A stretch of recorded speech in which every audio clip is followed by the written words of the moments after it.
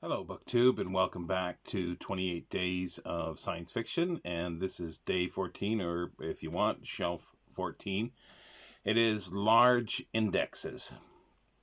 Now, we'll start out with something which was a fascinating project that was started in the 1980s, at least publishing wise.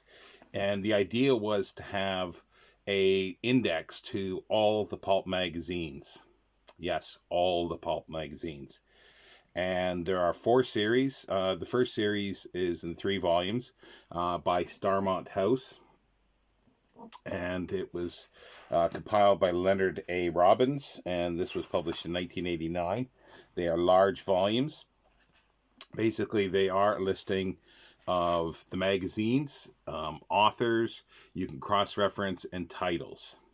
Now, the idea was to locate all the magazines and verify what was in there. However, that proved not that easy in many cases. So therefore, there are gaps, and the gaps, some of the gaps were filled in by later volumes. But as you can see, this one here is it's the volume 1 is magazine listed by magazine, and then the magazines are given a code, and then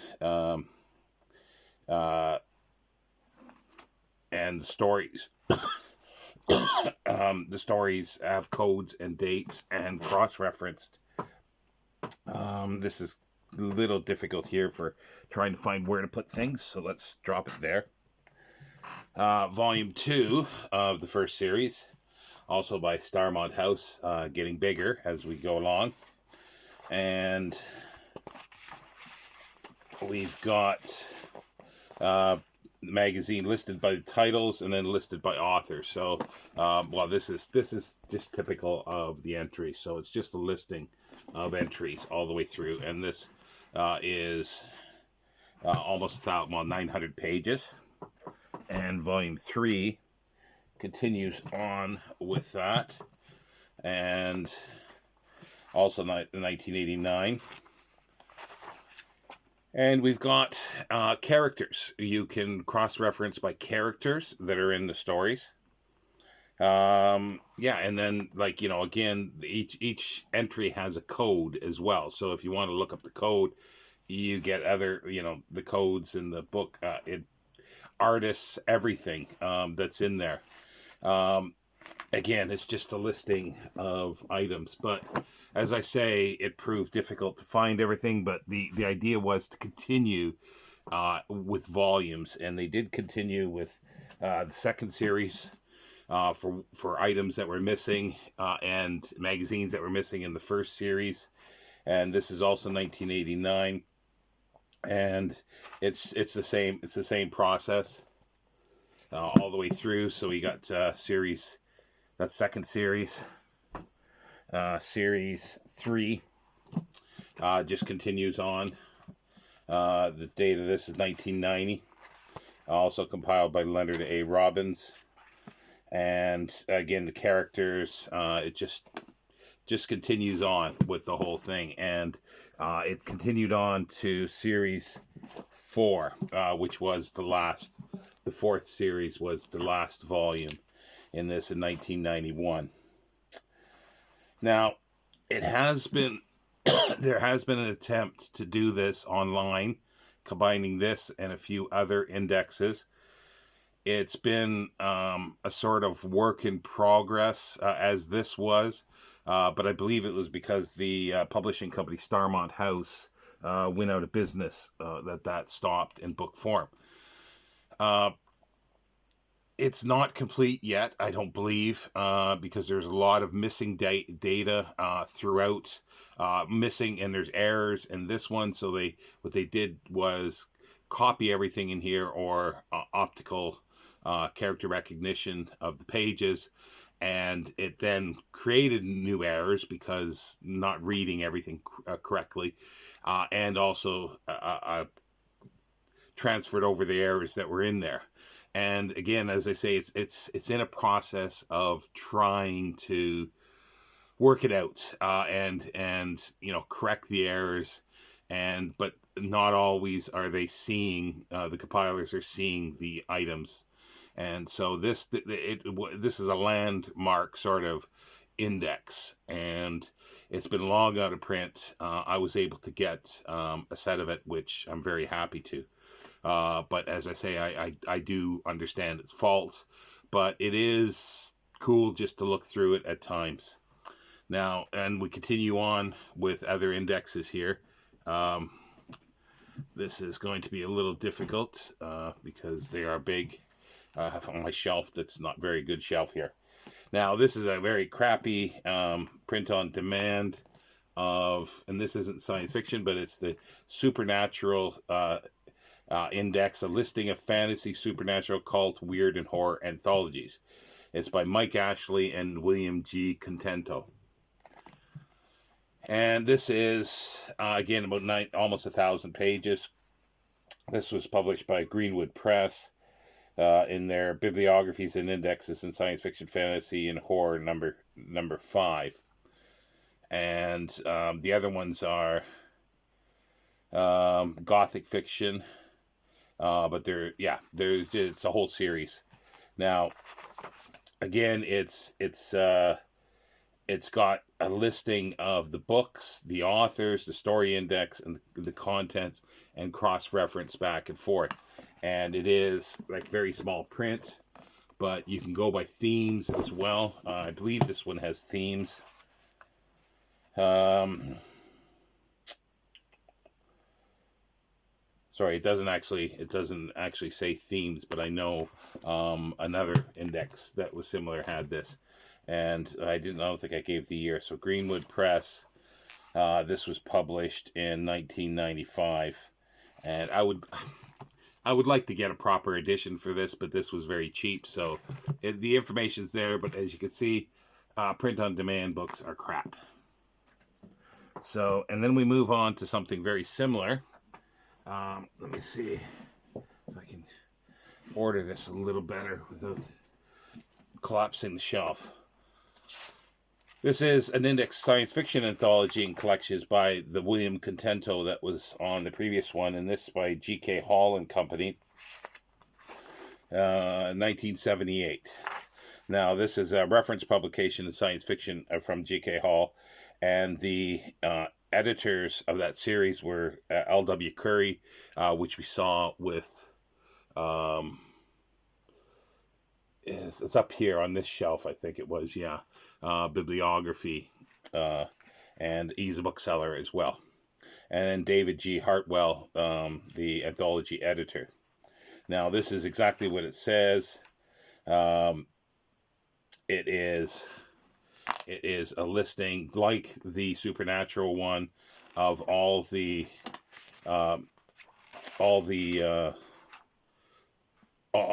anthologies, the stories, the editors, and you can cross-reference if you're looking for a specific story. And I believe there's the thematic index we saw on a different shelf here. It was a smaller book, so it wasn't added to these. But there is a thematic index as well that cross-references to everything here. But again, it's small print, but again, you can find any story that was published. It's pretty complete. I would say it's 99% complete or more, and for the area that it covers, and this is up to 1978 or 1977, I believe, yeah, or 1976, because the next volume is from 1977 to 1983. Also by G.K. Hall, but also William Contento, and that was published in 1984. So it's from 1977 to 1983, and it's the same process throughout this, because we've got the author index, story index, checklists of the books that are indexed in here. Like it tells how to use the index and so forth. Now, we move on a little bit to not magazines, but to paperback index. This is Cumulative Paperback Index 1939 to 1959. A comprehensive bibliographic guide to 14,000 mass-market paperback books of 33 publishers issued under 69 imprints. And it's by R. Reginald and M.R. Burgess. We've already seen them in other books here. And it was published by Gale Research, published in 1973. Now, I believe there is a paperback version of this that I think was later. It could be a print on demand, but again, it just goes through with the publisher and the publishers that are listed, the listing of their books, and then you can look under author index, and then you can look under title and cross-reference, and it's just, again, a listing of books, but it covers every publisher basically from that period.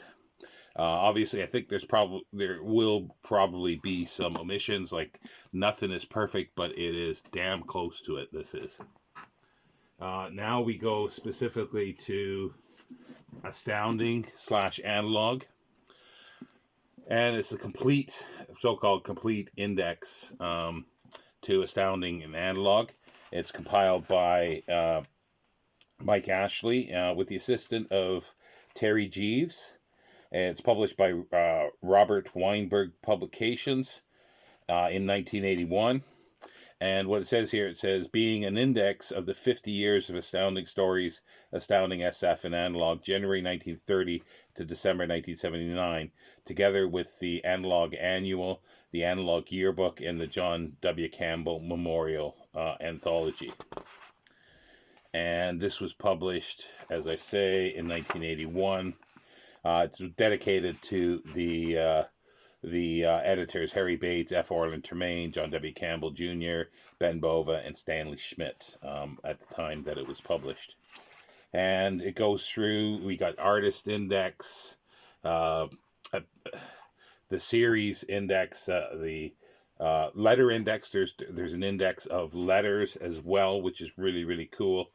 We got the title for the fiction and the nonfiction. The author index for fiction and nonfiction, and also the analytical laboratory that they had of the top writers, top novels, top series, and the most, the artists during time, and it's also the most prolific artist.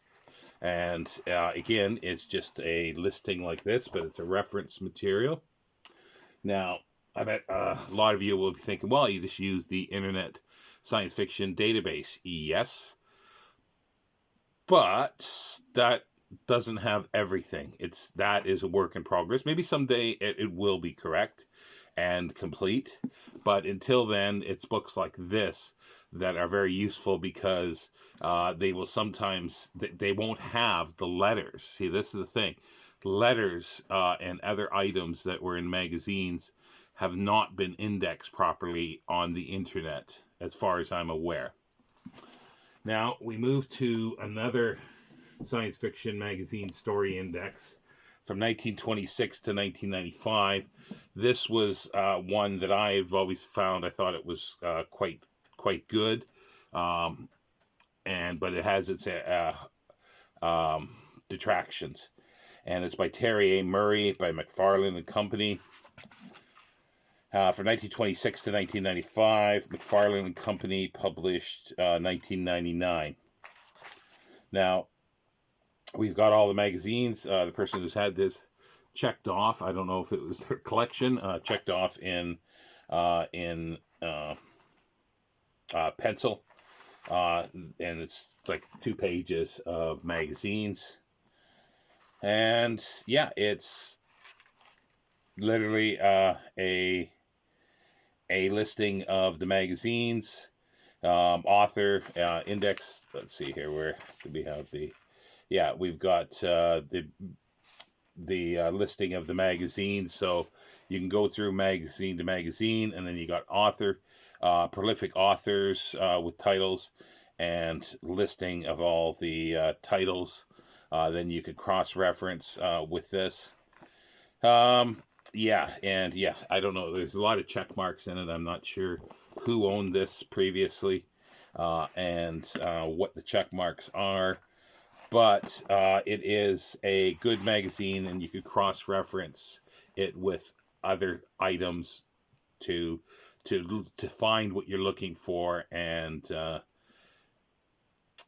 narrow down things. Because, like, for instance, it doesn't. There's a few magazines I believe that are missing of here, and it's a little cumbersome to use at times, because it is by magazine, and you do have author indexes in the back, that you can, it cross-references everything. But again, it's a little cumbersome, like a lot of these are.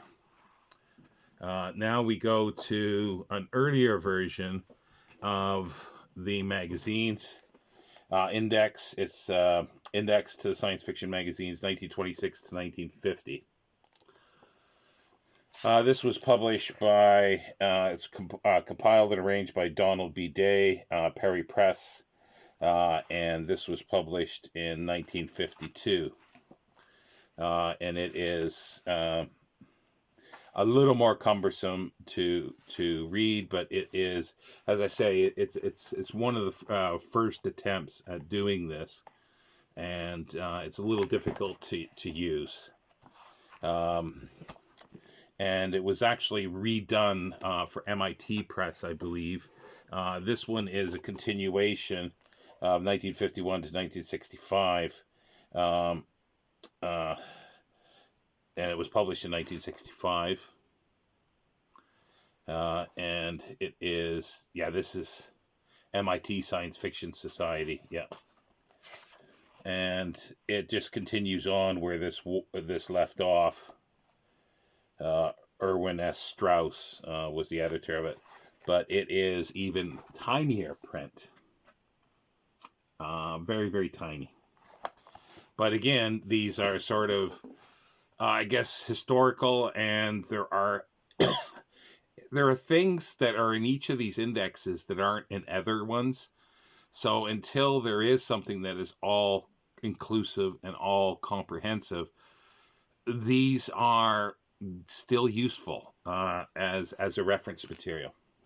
Now we're getting near the end, because it's a full shelf, but not a lot to say about many things.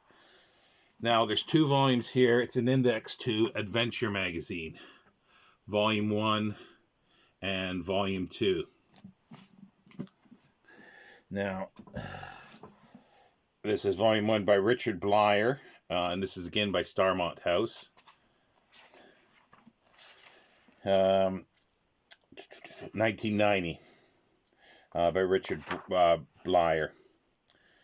And it is, you got a history of Adventure Magazine. Adventure Magazine ran from the early part, I think the first, about 1910.